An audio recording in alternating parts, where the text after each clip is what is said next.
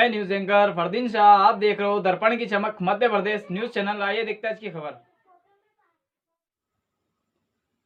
जिला मंदसौर तहसील सुहासड़ा रूनीजा में अंबेडकर जयंती समारोह में भीम आर्मी के राष्ट्रीय उपाध्यक्ष एवं मध्य प्रदेश के जुझारू नेता दिलावर खान मामा ने कार्यकर्ताओं को संबोधित किया। आप देख रहे हैं भाग 2 दर्पण की चमक मध्य प्रदेश। ब्यूरो मंदसौर, फरदीन शाह की रिपोर्ट।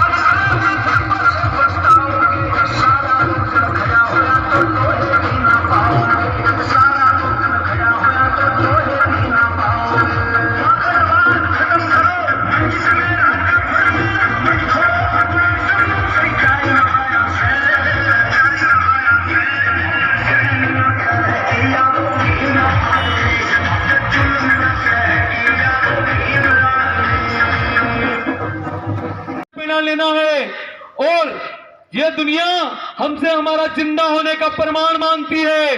चाहे आप लोग रविदासिया मंदिर की घटना देख लीजिए, चाहे आप लोग हाथरस की घटना देख लीजिए, ऐसे अनेक घटनाएं हैं।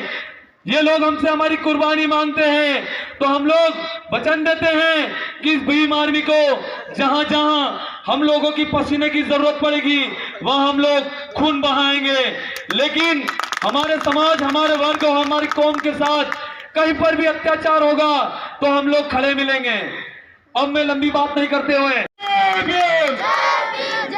आवाज नहीं आ रही है।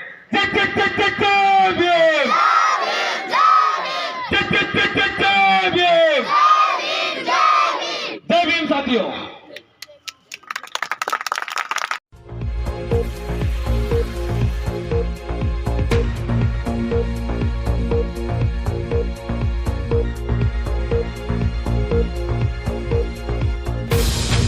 जय जोहार, जय मूल निवासी साथियों। बड़ी विडम्बना है कि आज मंदसौर, रतलाम और नीमच जिला सिर्फ खंडों में बटा हुआ है। एक दूसरों के आदमी औरत बने हुए हैं। पार्टी की या संगठन की किसी को परवाह नहीं है और फेसबुक पर, व्हाट्सएप पे फालतू की बकवास करते हैं कि वहां ये हो गया, वहां ये हो गया। मैं बोल रहा हूं, डूबी हुई कौम को तुम कहां ले जाना चाहते हो? इस भीम आर्मी संगठन की ओट में इस भीम आर्मी को कहां ले जाना चाहते हो? इस कौम को कहां ले जाना चाहते हो? साथियों, खून खोलता है हमारा कि हम निस्वार्थ, ऊपर वाले ने सब दिया, तन मन धन हर चीज से हम संपूर्ण, कोई भी चीज की हमें तकलीफ नहीं है। बाकी फिर भी कंधे से कंधा मिलाकर भीम आर्मी आजाद समाज पार्टी को मजबूत करने का काम कर रहे हैं। भाई मनजीत सिंह डोटियाल और जितने भी वरिष्ठ हमारे हैं, सभी का कंधा मजबूत करने की कोशिश कर रहे हैं। लेकिन आप हैं कि ये उसका आदमी है, ये उसका आदमी है। 10-10 आदमियों की टोली में बटे हुए, हाथ उठाओ। सही कह रहा हूं गलत? भाइयों, ये बंद कर दो। ये कौम के साथ गद्दारी है, बंद कर दो। अगर मैं गलत हूं तो मुझसे भी इस्तीफा मांगो। दिलावर मामा अगर गलत है तो मेरा भी विरोध करो आप। और साथियों, हम किसी जाति, किसी वर्ग विशेष के खिलाफ नहीं, हम वर्ण व्यवस्था के खिलाफ हैं। आए दिन मैं देखता हूं, आए दिन देखने में आ रहा है, मंदसौर जिले में हमारे दलित भाइयों को घोड़ी पर उतार उतार के मारा जा रहा है। साथियों, मैं मंच से सम्माननीय हमारे अधिकारीगण खड़े हैं और हमारे राष्ट्रीय नेता हमारे बीच में हैं, उन्हें साक्ष्य करके मैं आपको चेतावनी देना चाहता हूं कि ये घोड़ी पे से उतारना बंद कर दे, नहीं तो हम हाथी पे शुरू कर देंगे। भाइयों, जी और जी ने जो स्वतंत्र भारत है, बाबा साहब भीमराव अम्बेडकर ने जब संविधान लिखा था तो उन्हें जाति नहीं देखी।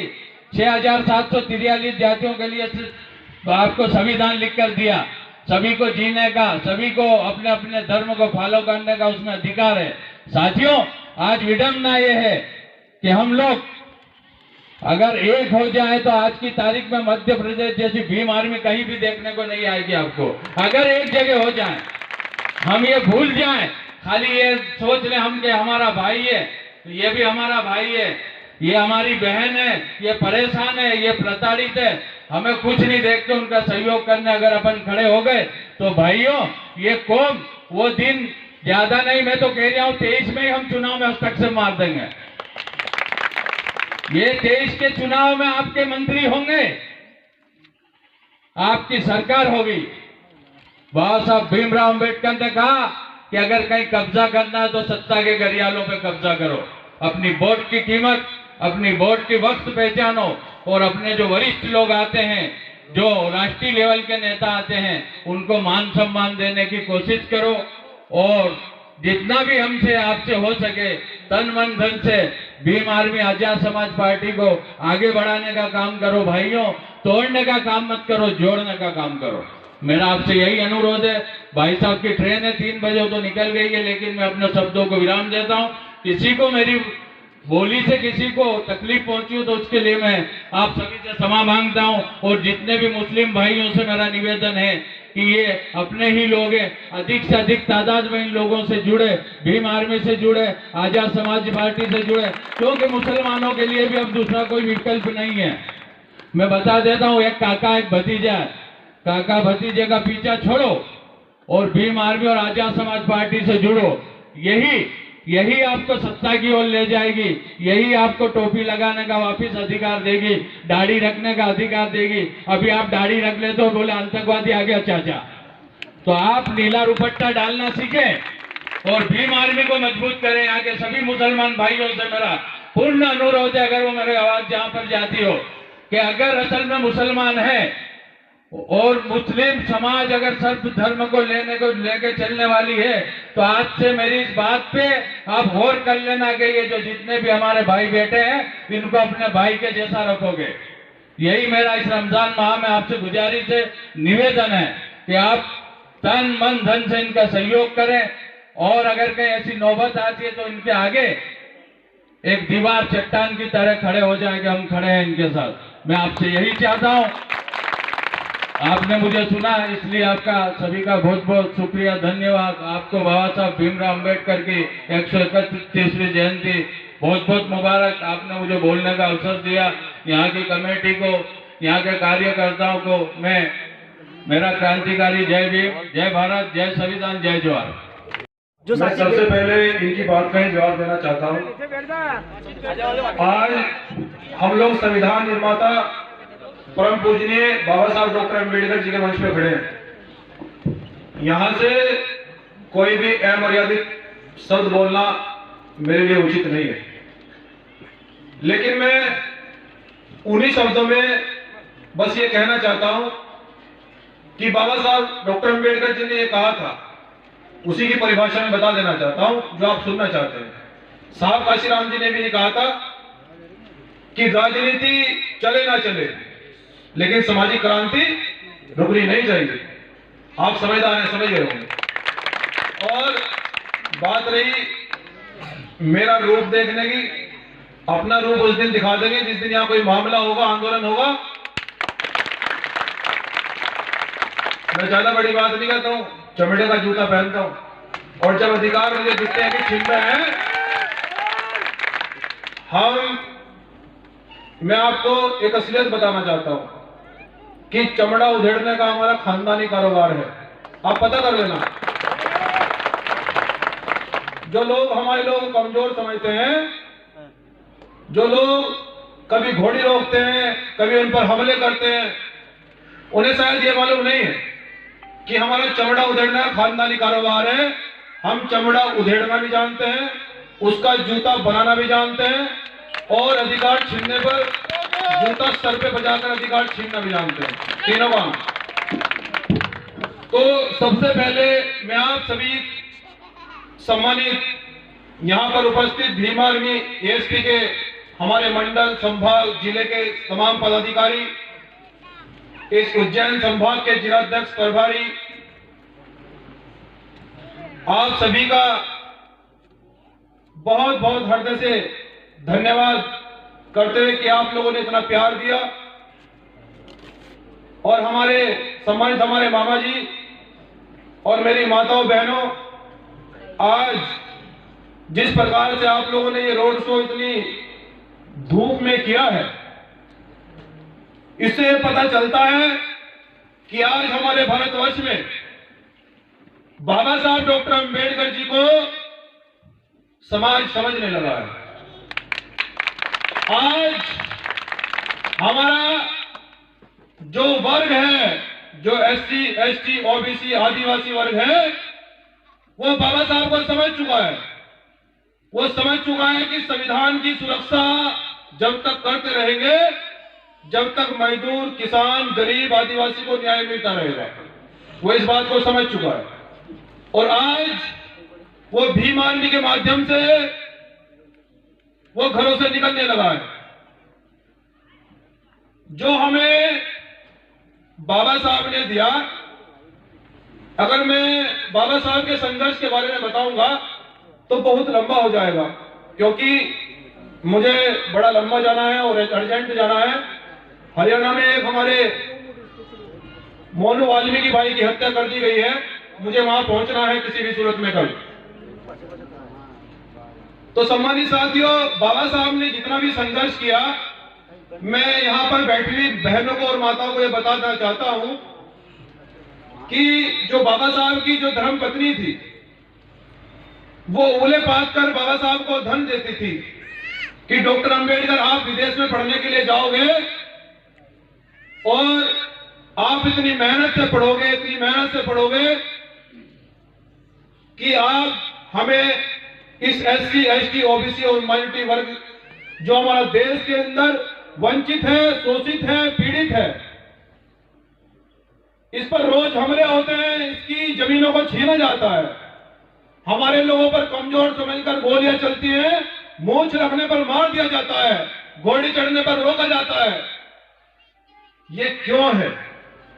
आपको एक ऐसा आइन, एक ऐसा कॉन्स्टिट्यूशन तैयार करना है जो देश में प्रत्येक नागरिक को समानता दे, भाईचारा स्थापित करे, बंधुता दे, एक मजदूर किसान के बेटे को भी वही सम्मान मिले जो देश के प्रधानमंत्री या मुख्यमंत्री के बेटे को मिलता है। बाबा साहब डॉक्टर अंबेडकर ये संकल्प लेकर इंग्लैंड की कोलम यूनिवर्सिटी में पढ़ने के लिए चले गए और जहां जब लाइब्रेरी में रात को पढ़ते पढ़ते बाबा साहब को 2 बज जाते थे, तो वहां के अंग्रेज ये कहा करते थे कि अंबेडकर, तुम रात दिन जागते हो, रात को भी नहीं सोते हो लाइब्रेरी में, आखिर आप करना क्या चाहते हो? आखिर आपने इतना पढ़ने का जुनून कहां से आया? आखिर आप सोते क्यों नहीं हो? बाबा साहब ने उन अंग्रेजों को उत्तर दिया कि मैं इसलिए जाग रहा हूं कि देश में मेरा SC, ST, OBC समाज सो रहा है, मैं इसलिए जाग रहा हूं। जिस दिन मेरा SC, ST, OBC समाज, जिस दिन मेरा अल्पसंख्यक समाज भारत देश के अंदर जागा, मैं सो जाऊंगा, ये मेरा वादा है। और वहां से इंग्लैंड यूनिवर्सिटी से प्रथम डिग्री स्थान प्राप्त करने के बाद बाबा साहब डॉक्टर अंबेडकर वहां से लौटे। भारत देश आजाद होने के बाद जब कांग्रेस पार्टी को यह लगा कि हमारा देश तो आजाद हो गया है, लेकिन चलेगा कैसे, इसको चलाने के लिए एक ऐसे संविधान, एक ऐसे आइन की आवश्यकता है, ऐसे कॉन्स्टिट्यूशन की आवश्यकता है जो सबको समता और समानता और बंधुता का पैगाम दे। तो चुनाव हुआ, चुनाव में जब बाबा साहब डॉक्टर अंबेडकर जी को महाराष्ट्र से लड़ने के लिए भेजा गया, जो वहां के तानाशाह राजा थे, जो समानता नहीं चाहते थे, जो गोली और बंदूक के दम पर आज भी सत्ता और विधायक एमपी बनने की कोशिश करते हैं, बाबा साहब डॉक्टर अंबेडकर ने सांसद का चुनाव महाराष्ट्र से कैंसिल करके, क्योंकि वहां पर बाबा साहब का बहुत बड़े पैमाने पर विरोध हुआ। महाराष्ट्र में उन लोगों ने कहा कि एक अगर मजदूर और किसान का बेटा अगर संसद में चुनकर चला जाएगा तो राजघरानों में हाहाकार मच जाएगा, फिर पैसे वाला कोई नेता नहीं बनेगा, एक मजदूर किसान का बेटा भी सांसद और विधायक बनने लगेगा, ये बहुत विडंबना हो जाएगी। बाबा साहब ने कहा मैं कुछ भी करूं, रात दिन कितना भी संघर्ष करना पड़े, लेकिन मैं ऐसा करके रहूंगा कि एक मजदूर किसान का बेटा भी वो संसद विधान बनता रहेगा। मैं ऐसा संविधान, मैं ऐसी व्यवस्था करने के लिए जा रहा हूं। बाबा साहब डॉक्टर अंबेडकर चुनाव को लड़ने के लिए पश्चिम बंगाल चले गए और पश्चिम बंगाल जाकर बाबा साहब डॉक्टर अंबेडकर ने सांसद का चुनाव लड़ने का ऐलान किया। वहां पर हमारे जो चंडाल समाज है और हमारा वहां पर मुस्लिम समाज बहुत बड़े पैमाने पर रहता था, लेकिन वहां से सबसे पहले एक मुस्लिम कैंडिडेट को टिकट दिया गया, उसी सीट से, उसी लोकसभा सीट से एक मुस्लिम कैंडिडेट को खड़ा किया गया। लेकिन जब वहां पर बाबा साहब डॉक्टर अंबेडकर जैसा व्यक्ति पहुंचा तो मुस्लिम समाज ने एक जलसा बुलाया। वहां पर चंडाल समाज के लोग बहुत बड़े पैमाने पर इकट्ठा हुए। उन्होंने कहा कि हमारे बीच में एक दलित समाज का एक ऐसा बेटा आया है जो विदेश में पढ़कर आया है और सबसे ज्यादा पढ़ा लिखा है, अगर हम उसे संसद में भेज देंगे तो हमारे हितों की सुरक्षा कर सकता है।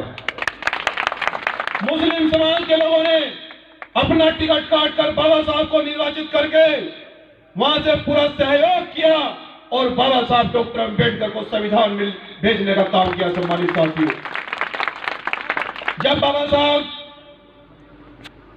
संसद में गए और देश की सरकारों ने बाबा साहब को संविधान लिखने की जिम्मेदारी सौंपी, उससे पहले एक सर्वे हुआ।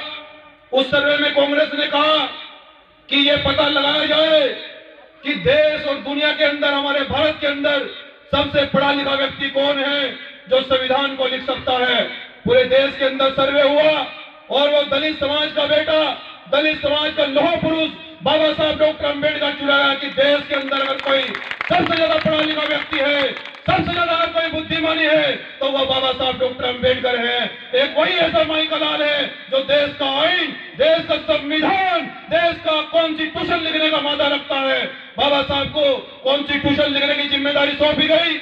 जिस समय बाबा साहब डॉक्टर अंबेडकर संविधान लिखकर तैयार करने लगे तो बाबा साहब ने सोचा कि इस देश के अंदर 90% आबादी वो रहती है जो शेड्यूल कास्ट है, शेड्यूल ट्राइब है, अल्पसंख्यक है, पिछड़े हैं, आदिवासी है, शोषित है, पीड़ित है, वंचित है। ये आबादी देश के अंदर 90% रहती है। अगर मैं संविधान में इनके हितों की रक्षा नहीं कर पाया तो संविधान लिखने का फिर फायदा क्या होगा। अगर मैं इनके अधिकारों की सुरक्षा संविधान में अगर नहीं कर पाया तो संविधान लिखने का फिर फायदा क्या होगा। कल भी इन मेरे भाइयों को, इन मेरी बहनों पर हमले होंगे, इनकी इज्जतों पर हाथ डाला जाएगा, मेरे बुजुर्गों के पर लाठियां चलेगी, गोलियां चलेगी, मेरे समाज के लोग इन जमीनों को छीना जाएगा। लेकिन मैं संविधान में एक ऐसा कॉन्स्टिट्यूशन, ऐसी धाराएं, ऐसे अनुच्छेद, ऐसी भाषा लिखना चाहता हूं कि अगर मेरे समाज के कोई हाथ भी लगाए तो 302 लगे और सलाखों के पीछे जाए। अगर मेरे समाज पर कोई गोली चलाए तो 302 लगे और सलाखों के पीछे जाए। मैं ऐसा संविधान तैयार करना चाहता हूं। तो समाज के लोगों, आपके लिए बाबा साहब ने कितनी भी मुसीबतें झेली, कितने भी आपके लिए पापड़ झेले, बस बाबा साहब को यह याद था कि अगर मैं संविधान अगर नहीं लिख पाया, मैं तो मृत्यु को प्राप्त हो जाऊंगा, लेकिन रोज मेरे समाज के लोग नदी और नालों में मरेंगे, ये मैं नहीं चाहता। इसलिए बाबा साहब ने बेहद मुसीबतों से, बेहद संघर्ष से आपके लिए संविधान तैयार किया और आपको सब अधिकार दिए। और अधिकार देते हुए जब ये सोचा कि मेरा समाज आर्थिक रूप से, सामाजिक रूप से, राजनीतिक रूप से पिछड़ा हुआ है, इन्हें चुनाव नहीं लड़ने दिया जाता है, इन्हें मजदूर बनाकर रखा है, इन्हें डराकर जंगलों में चढ़ा रखा है, तो बाबा साहब ने कहा क्यों न मैं इनके लिए आरक्षण की व्यवस्था लागू करूं।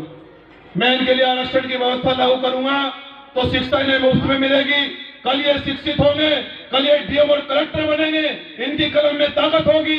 जो समाज शिक्षित होता है, जो समाज पढ़ा लिखा होता है, बाबा साहब ने यही कहा कि जिस दिन मेरे समाज में डीएम और कलेक्टर, इंजीनियर और वकील पैदा हो गए, उस दिन मेरे समाज का शोषण होना बंद हो जाएगा। और आज यही देन है बाबा साहब डॉक्टर अम्बेडकर की। आज समाज के अंदर डीएम भी है, कलेक्टर भी है, एसपी भी है, डीएम भी है और सीएम भी है। बहुजन समाज के लोगों, ये बाबा साहब डॉक्टर अम्बेडकर की देन है। जिस समय बाबा साहब आपके लिए संविधान में आरक्षण की व्यवस्था कर रहे थे, पूरे देश के नेता नाराज हो गए। गांधी जी अनशन पर बैठ के कहने लगे कि अम्बेडकर ये तुम क्या कर रहे हो? तुम एक मजदूर किसान के बेटे को हमारे बराबर में बिठाना चाहते हो? तुम एक मजदूर किसान के बेटे को आरक्षण देकर संसद और विधानसभा में भेजना चाहते हो? तुम एक मजदूर और किसान के बेटे को डीएम और कलेक्टर बनाना चाहते हो? बाबा साहब ने कहा कि हाँ, मैं ऐसा ही चाहता हूं कि एक मजदूर और किसान का बेटा डीएम और कलेक्टर बनेगा। और बाबा साहब ने गांधी जी को कहा, हे गांधी जी, कान खोलकर सुन लो कि आज के बाद रानी के पेट से नाजायज पैदा नहीं होगा। आज के बाद किसान और मजदूर का बेटा भी डीएम, सीएम और पीएम बनता रहेगा। ये बाबा साहब की देन है। आज एक उत्तर प्रदेश, जो देश का सबसे बड़ा सूबा, दलित की बेटी मुख्यमंत्री आदरणीय बहन कुमारी मायावती, अगर गरीब की बेटी मुख्यमंत्री बनी है तो ये परम पूजनीय बाबा साहब डॉक्टर अम्बेडकर की देन है। इस मुख्यमंत्री उत्तर प्रदेश के अंदर लखनऊ जैसे शहर में साहब काशीराम जी की फोटो लगी है तो ये बाबा साहब डॉक्टर अम्बेडकर की देन है। और इस प्रदेश के अंदर जो मध्य प्रदेश है, जितने भी एससी, एसटी, ओबीसी और माइनॉरिटी के सांसद और विधायक हैं, ये बाबा साहब की देन है। लेकिन आज हुआ क्या? आज हुआ क्या? बाबा साहब के संघर्ष की तो बात बता दी। बाबा साहब ने तो अपने जो उन्होंने करना था वो किया, लेकिन हमने क्या किया? हमने क्या किया? ये सवाल है। क्या हम बाबा साहब के दिए आरक्षण को बचा पाए? क्या हम संविधान की सुरक्षा कर पाए? एक देश में एक व्यक्ति की इतनी हिम्मत हो जाती है कि वो दिल्ली जंतर मंतर पर संविधान चलाने की हिम्मत करता है। क्या खून ठंडा हो गया तुम्हारा? मैं पूछना चाहता हूं आप लोगों से, बहुजन समाज के लोगों, कभी कभी आजादी के लिए चरखा चलाने से आजादी नहीं आई। चरखा चलाने से आजादी आती तो भगत सिंह फांसी पर नहीं चढ़ता। अगर चरखा चलाने से आजादी आती तो चंद्रशेखर को फांसी नहीं होती। अगर चरखा चलाने से आजादी आती तो अशफाक उल्लाह खान साहब को फांसी नहीं होती।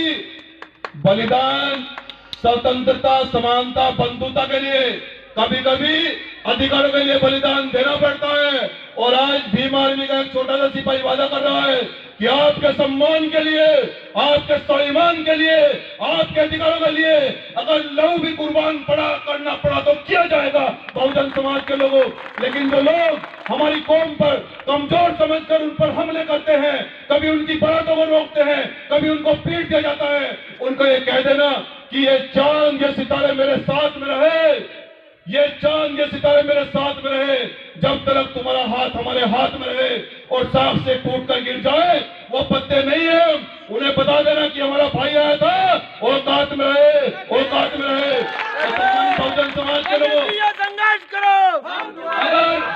अगर इस मध्य प्रदेश की बात की जाए, हम लोगों ने इस प्रदेश के अंदर हमारा जो पिछड़ा वर्ग है, जो ओबीसी वर्ग है, वो 27% रहता है और हमारा जो शेड्यूल कास्ट वर्ग है वो 15% रहता है और जो शेड्यूल ट्राइब वर्ग है वो 21% रहता है।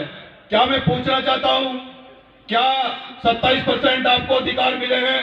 पिछड़े वर्ग के लोगों से पूछना चाहता हूं। आप देखिए संसद और विधानसभा में आपके कितने एमपी और एमएलए हैं।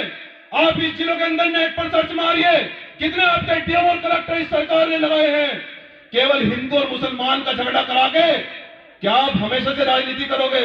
नहीं, मैं यहाँ की सरकार से बता देना चाहता हूँ कि ये लड़ाई अधिकारों की है, ये लड़ाई सम्मान और स्वाभिमान की है। जिन लोगों ने हिंदू और मुसलमान के दम पर दंगे कराकर सत्ता हाथी आई, अब बाबा साहब के बच्चे तैयार हो गए हैं, अब संविधान के दम पर सत्ता बनाएंगे। संविधान के दम पर जितनी जिसकी संख्या भारी उतनी उसकी हिस्सेदारी देनी पड़ेगी। यहाँ अधिकारों की लड़ाई करने के लिए हम लोग आए हैं, अधिकार मांगने के लिए आए हैं, और अधिकार अगर नहीं मिलेंगे तो अधिकार छीन ले जाएंगे। यहाँ का मामा सरकार सुन ले। तो सम्मानित साथियों, मैं आपसे यही कहना चाहता हूँ कि आप लोग लेकिन जब तक एकजुट नहीं होंगे, जब तक SC ST OBC माइनॉरिटी के लोग ये लोग नहीं समझेंगे कि हम बहुजन समाज के लोग हैं। अभी उत्तर प्रदेश के अंदर इन्होंने हिंदू और मुसलमान कराकर फिर से सत्ता में दोबारा वापस आए। अब इन्होंने हिंदू मुसलमान कराकर जब चुनाव आता है तो ये बॉर्डर पर हमला करा देते हैं, मिलिट्री को लड़वाते हैं। लेकिन मैं आपसे पूछना चाहता हूं, यह गलती किसकी है? आप लोग शिक्षित वर्ग से आते हैं, आप लोग पढ़े लिखे लोग हैं। अगर आप लोग गुमराह होंगे तो आपका नाश करने के लिए दुश्मन की आवश्यकता नहीं पड़ेगी, ये जान लीजिए। आपको यही कहना चाहते हैं कि आप लोगों को समझना होगा, SC ST OBC के लोगों को ये बात अच्छी तरह से समझनी पड़ेगी कि हम लोग बहुजन समाज के लोग हैं। आदिवासियों को अपने अधिकारों के लिए आगे आना पड़ेगा। और इन ब्राह्मणों ने देखो क्या चाल चली। अभी जो 14 अप्रैल चल रहा है, 14 अप्रैल पे कोई जिला ऐसा नहीं जो बाबा साहब की जयंती नहीं मना रहा है, कोई पार्टी ऐसी नहीं जो बाबा साहब की जयंती नहीं मना रही है। अरे आज तो कमाल हो गया, जिन लोगों ने बाबा साहब की हत्या कराने का प्रयास किया वो आज बाबा साहब की जयंती मना रहे हैं। ये खौफ है भीम आर्मी का, ये भीम आर्मी का खौफ है कि जिन लोगों ने बाबा साहब की हत्या कराने का प्रयास किया वो हरामी लोग आज बाबा साहब की जयंती मना रहे हैं। उन्हें पता है कि बाबा साहब के बच्चे अधिकार छीनने के लिए तैयार हो गए हैं, अधिकार मांगने के लिए वो रोड पर आने लगे हैं। इसलिए आज कहते हैं कि ये सरकार का फरमान है कि बाबा साहब डॉक्टर अम्बेडकर जी की जयंती मनाइएगा। अच्छा, बहुत इतना खौफ हो गया है? पहले गाली देते थे, पहले कहते थे कि अम्बेडकर क्या करने वाला है। अब गरीब और मजदूर का बच्चा रोड पर चलना सीख गया है। अब मजदूर और गरीब का बच्चा अब संविधान लेकर अधिकार मांगने लगा है। अब आप लोग डॉक्टर अम्बेडकर जी की जयंती मनाना चाहते हैं। अच्छा, ये समझ गया है। और ये लोग क्या चाहते हैं मैं आपको बता देना चाहता हूं कि ये लोग जिस तरह इस देश के अंदर मन व्यवस्था में जो लोग पूजा पाठ होती है, ये लोग बाबा साहब को भी अवतार बनाना चाहते हैं। अवतार कि ये तो अवतार हैं। जनाब, हम बता देना चाहते हैं कि बाबा साहब अवतार नहीं है। बाबा साहब सबके बाप के बाप है, सबके बाप के बाप है और सबके बाप के बाप रहेंगे। बाबा साहब देश के संविधान निर्माता हैं और संविधान निर्माता थे और संविधान निर्माता ही रहेंगे। मैं आपको ये बता देना चाहता हूँ, वो लोग आज पूजा पाठ करके कल मंदिर बनाने की तैयारी कर रहे हैं कि ये तो भगवान है। नहीं, हम भगवान बुद्ध को मानने वाले लोग हैं बेटा। हम केवल संविधान की बात करते हैं, हम केवल अधिकार की बात करते हैं। हमें मनुवादी व्यवस्था से कोई लेना देना नहीं है। हम 85% लोग हैं, हम अधिकारों की बात करना चाहते हैं। और साहब काशीराम जी ने कहा था कि आप 85% लोग हैं, कब तक भीख मांगोगे, कब तक इन लोगों से अधिकार मांगोगे, कब तक रोड पर लड़ोगे, कब तक जेल जाते रहोगे? आप 85% हैं तो SC ST OBC और माइनॉरिटी के लोग मिलकर क्यों न अपनी सत्ता तुम बना लेते हो, क्यों न अपना DM और CM तुम तैयार कर लेते हो और अधिकार मांगने वाले नहीं देने वाले बनो। देने वाला हमेशा राजा होता है और मांगने वाला हमेशा भिखारी होता है। और इन लोगों ने क्या चोट की? अभी कहते हैं आरक्षण तो भीख है। हमने कहा अच्छा, आरक्षण भीख है। मैंने कहा साहब, हमें आप भीख क्यों देते हैं? आप बंद कर दीजिए ना आरक्षण, लेकिन हम झाड़ू नहीं लगाएंगे, हम गटर में नहीं कूदेंगे। झाड़ू लगाइए, हम DM और कलेक्टर बनेंगे, हम CM और PM बनेंगे। झाड़ू आप लगाइए, कीजिए खत्म आरक्षण को। आइए तो सही। ये बाबा साहब का बच्चा बोल रहा है, कोई मनुवादी का बच्चा नहीं बोल रहा है। बाबा साहब डॉक्टर अम्बेडकर का बच्चा बोल रहा है। आइए मैदान में करिए बहस। हम उन मानववादी लोगों से बता देना चाहते हैं कि बेटा, जिस दिन अपने पे आएंगे ना, तुम तो मजाक करते रहते हो, जिस दिन हमने मजाक कर लिया ना तो भगदड़ मच जाएगी देश में, ध्यान रखना। हम 85% लोग हैं, जितने हम सहनशील लोग हैं। हमारी क्रांति का उदय वहीं होता है जहां हमारी सहनशीलता खत्म होती है। तो मैं बता देना चाहता हूं कि हमारी सहनशीलता खत्म नहीं की जाए, यहाँ मुस्लिमों का उत्पीड़न नहीं किया जाए। मुस्लिम हमारा भाई है भाई, और संविधान में सबको आजादी दी है। और सरकार से हम बता देना चाहते हैं, अरे आप दिल जीतिए, काहे को डराकर आप सत्ता हथियाना चाहते हैं? अब डरकर कोई वोट नहीं देने वाला, अब दिल जीतिए, मुस्लिम के लिए काम कीजिए ना।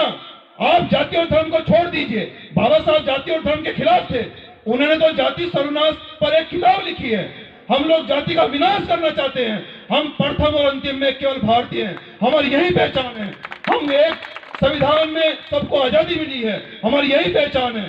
आप लोग जाति और धर्म के नाम पर क्यों डराना चाहते हैं? और जाति और धर्म के नाम पर अगर डराओगे तो मैं कहना चाहता हूं कि हमने सरकार को पहले भी चुकाया है। यहां अगर सरकार हमारे लोगों का उत्पीड़न करेगी, अगर बेवजह हमारे लोगों को सताया जाएगा, तो यहाँ युद्ध भी है, झंडे और डंडे वाला, और फिर संविधान वाला बुद्ध भी है। जैसे वो समझेंगे हम समझा देंगे। तो अपनी बात को ज्यादा लंबी न करते हुए आप सभी लोगों से मैं ये कहना चाहता हूं कि इस प्रदेश में आप एक संदेश दें। SC, ST, OBC माइनॉरिटी के लोग आपस में एक होकर रहें। इन मनुवादी लोगों की जो विचारधारा है उसको सफल ना होने दें, और जो ये लोग चाहते हैं उस साजिश को कामयाब ना होने दें। और मैं ज्यादा बड़ी बात नहीं कहता, जिस दिन आप लोग एक हो गए, आपको कोई सत्ता में आने से नहीं रोक सकता, ये जान लो। आपकी कोई सत्ता आने से नहीं रोक पाएगा। और जिस समाज का DM और CM होता है, उस समाज पर कोई कभी उत्पीड़न नहीं होता है, ध्यान रखना हमारी बात का। बाकी आपके लिए आंदोलन करते रहेंगे। आपके सम्मान, आपके स्वाभिमान, आपके अधिकारों के लिए लहू का एक एक कतरा बाकी जो रह गया है वो आपके अधिकारों के लिए लड़ने काम आएगा। बस ये कहना चाहता हूं कि मैंने संवैधानिक रूप से भी आपको बताया, लेकिन क्रांतिकारी 2 शब्दों में अपनी बात को विराम दूंगा। ये कहना चाहता हूं कि सरफरोशी की तमन्ना अब हमारे दिल में है, देखना है जोड़ कितना बाजुए कातिल में है। वक्त आने पर तुझे बता देंगे आसमां, हम अभी से क्या बताए क्या हमारे दिल में है। जय भीम, इंकलाब जिंदाबाद, जय संविधान, जय भारत।